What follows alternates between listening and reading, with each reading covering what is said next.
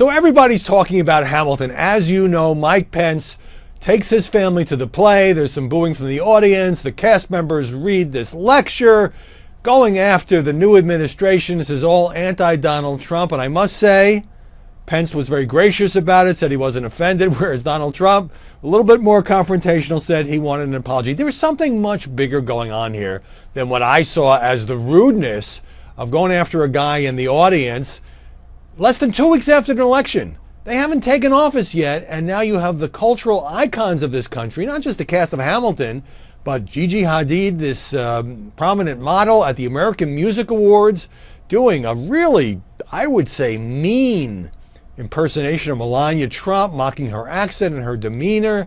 What did Melania do to deserve this? She's not somebody who really seeks the political spotlight.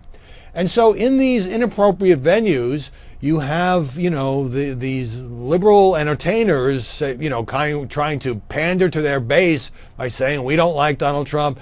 We just had an election. 60 million people voted for Donald Trump. I get the fact that many in the country, in the media and entertainment elsewhere, are not happy about that.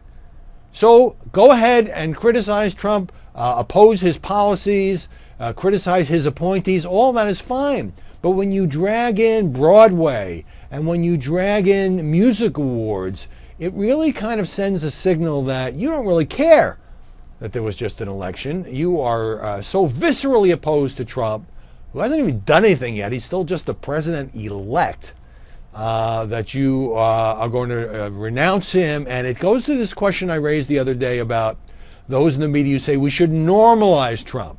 Forget the fact that he won the election. We can't normalize him. We can't treat him as just any other president because we are so viscerally opposed to him.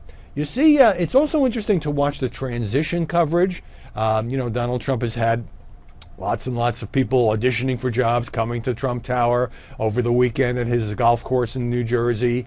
So at first, the complaint from the mainstream media was, well, Trump's not moving quickly enough. Why hasn't he made more appointments? Then it was pointed out that, actually he's at least on par and slightly ahead of the pace of some previous presidents. So now, according to the New York Times and others, it's a spectacle.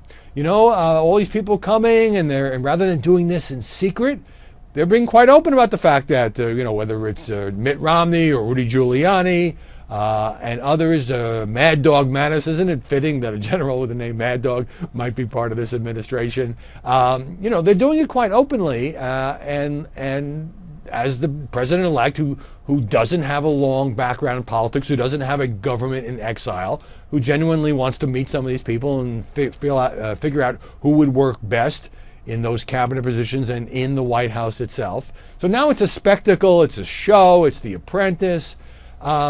Talk about can't win. Now, again, I'm fine with criticizing, whether it's Jeff Sessions at the Justice Department or Michael Flynn for National Security Advisor, deal with facts, deal with the merits.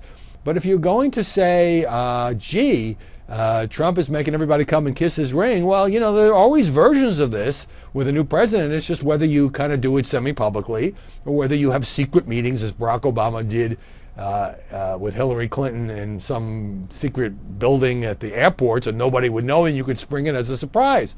Now, it is interesting that Donald Trump hasn't yet held a news conference, that he hasn't gone out and given any speeches, that he's basically devoting all his time to assembling a government, because you'd think he'd want to be a little more public. I mean, this is a guy who feeds off the crowds and the energy and all of that.